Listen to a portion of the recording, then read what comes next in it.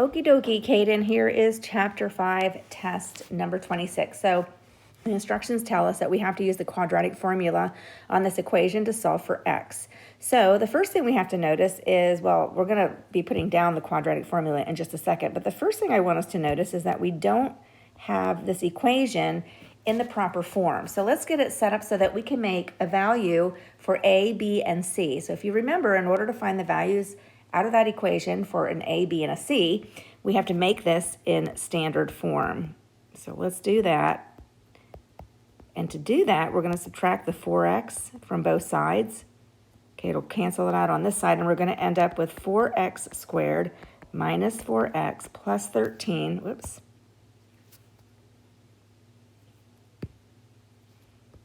plus 13 equals 0. So our a is 4, our b is negative 4, and our c is 13. Okay, now let's write down the quadratic formula because that's very important for us to know as well. And that's a big one. If you can remember it, if you don't remember it, go back in your notes. I'm hoping that you wrote it down somewhere. Negative b plus or minus the square root of b squared minus 4ac. Remember, what's under that square root sign is called the discriminant. And we worked with that in one of those lessons in chapter 5. All right. So let's fill in our part. So we have x equals negative, and then we'll put our b term in there, which is also negative 4, plus or minus the square root of b, which is negative 4, squared, minus 4, times a, which is 4, positive 4, and c, which is 13. So we can see our numbers are going to get pretty large underneath that square root sign, and then 2 times a, which is 4. So let's go ahead and work out some of these signs so that we can condense this a little bit. So we have a positive 4 now on the outside because a negative times that negative 4 is going to make a positive 4. We keep our plus or minus.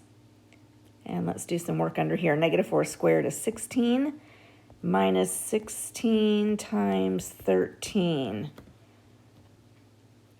all over 8. All right, now I'm going to go ahead and finish what's underneath that square root sign. Keep the 8 here. We're going to end up with 16 minus 16 times 13, which happens to be 208. Now we have, I'm going to bump down here a little bit and pull this up.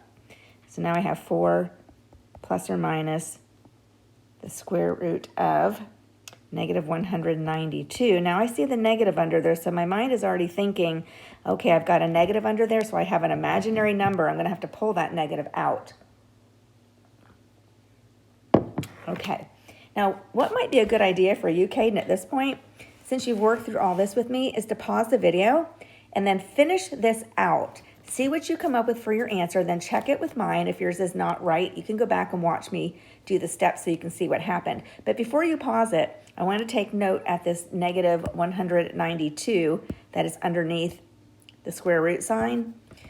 Excuse me, that's a pretty big number, and I can guarantee you that there is a square root sitting in there somewhere. And the reason that I know this is because you're going to end up having that 16 that we had up here. Going to turn out to be a square root. Okay, so we're going to break up that 192. If you need to stay with me for just another second, that's fine. So let's go ahead and do that. We're going to pull out of there that negative in just a minute, but let's rewrite it under the square root sign. So that negative, we're going to call it negative 1. Okay, and that's going to be multiplied with the factors of 192 that might have a square root in it. You could do some figuring out on that using your prime numbers. It's just going to be an awful lot of prime numbers. I kind of like to test, like I'll put in my calculator 192.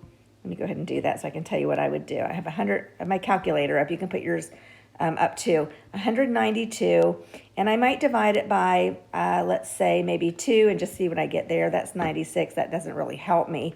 192 divided by 4 is 48. Maybe. Let's do 192 divided by 4, because I know 4 is a perfect square. That's going to give me, 192 divided by 4.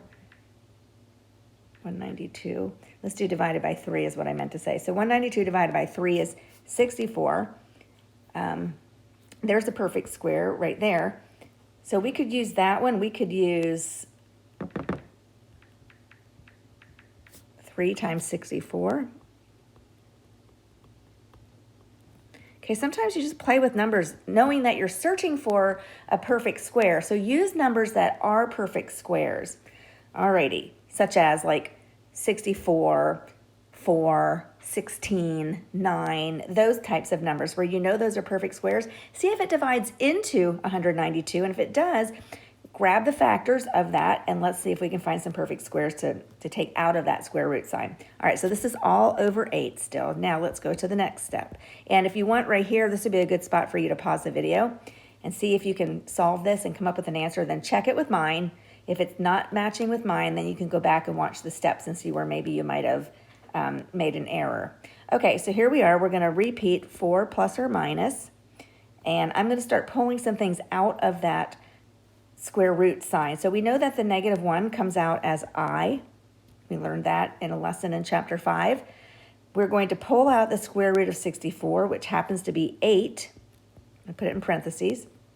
And then what's left under there is the square root of 3, and this is all over 8. All right, so let me rewrite this to look a little bit neater. So we have 4 plus or minus